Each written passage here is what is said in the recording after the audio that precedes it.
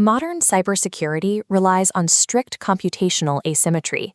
We secure data using equations where moving forward is computationally cheap, but moving backward is practically impossible.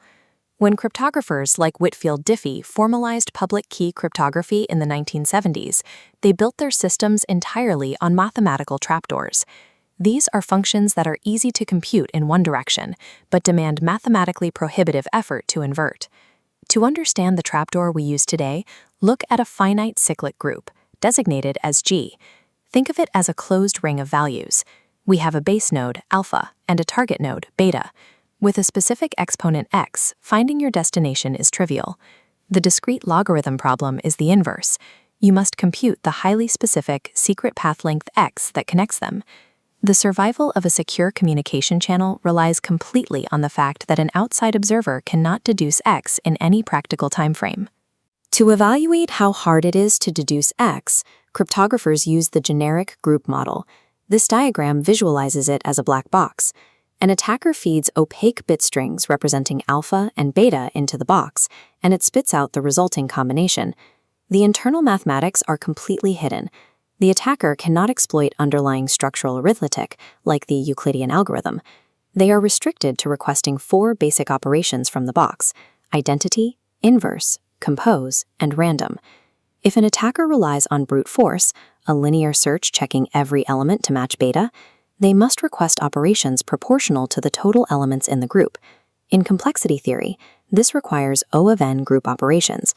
For a standard 2048-bit prime number, the O of n search space exceeds the computational capacity of the universe. A linear search will never finish. Cryptographers do not rely on the O of n limit to secure your data. Attackers do not use brute force. They deploy highly specific algorithms to exploit the group's mathematical structure.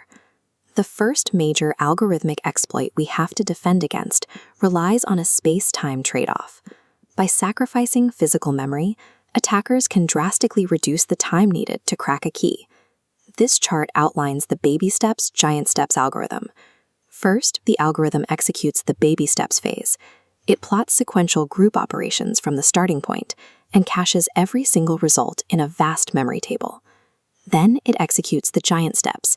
Starting from the target beta, the algorithm takes massive leaps backward, skipping fast, unmapped segments of the search space. It continues leaping until one of these giant steps collides with a cached baby step.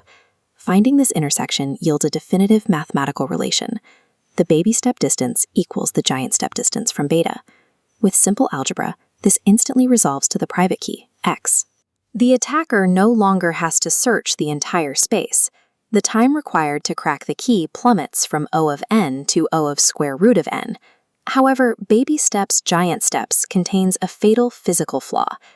Achieving O of square root of n time requires the attacker to possess O of square root of n physical memory space to store the baby steps.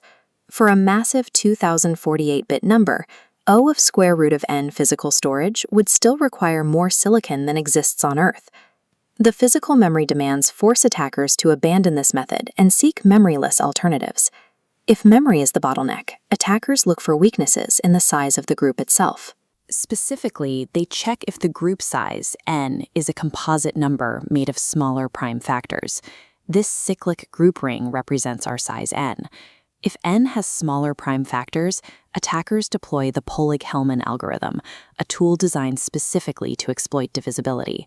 Hellman fractures the massive discrete logarithm problem along those fault lines. Instead of attacking the large group n, the algorithm shatters the group and solves the math concurrently on the smaller independent prime rings. Once the algorithm finds the answers in the smaller subgroups, it uses the Chinese remainder theorem to stitch those small solutions back together, revealing the master key. This establishes a strict law for cryptographers. The security of a discrete logarithm system collapses entirely to the difficulty of its largest prime factor. To ensure security, n must strictly be a massive, indivisible prime number. We know baby steps, giant steps fails because it requires massive physical memory. The ultimate algorithmic challenge for an attacker is achieving O of square root of n time complexity while using near zero, or O of 1, memory. This Cayley graph visualizes the Pollard row algorithm.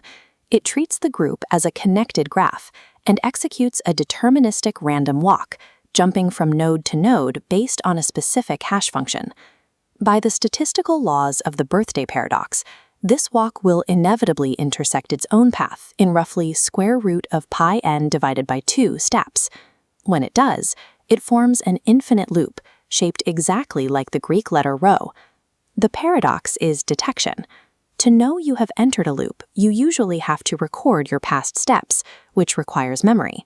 How do you mathematically detect the loop without recording the path? The solution is Floyd's cycle detection method, commonly known as the tortoise and the hare. The algorithm assigns 2 pointers. A tortoise pointer calculates the hash function at single speed, while a hare pointer calculates it at double speed.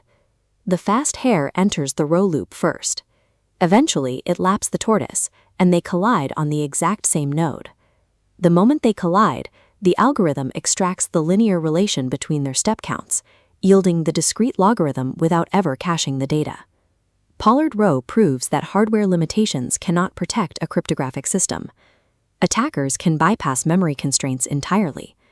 The time barrier of O of root n is the only true defense we have left. If Pollard-Rowe successfully pushed the attack time down to O of root n, is there a hidden algorithm that could bypass that limit and instantly break all encryption? This graph tracks generic group models. Brute force takes O of n operations. Baby steps, giant steps, and Pollard-Rowe hit the O of root n tier.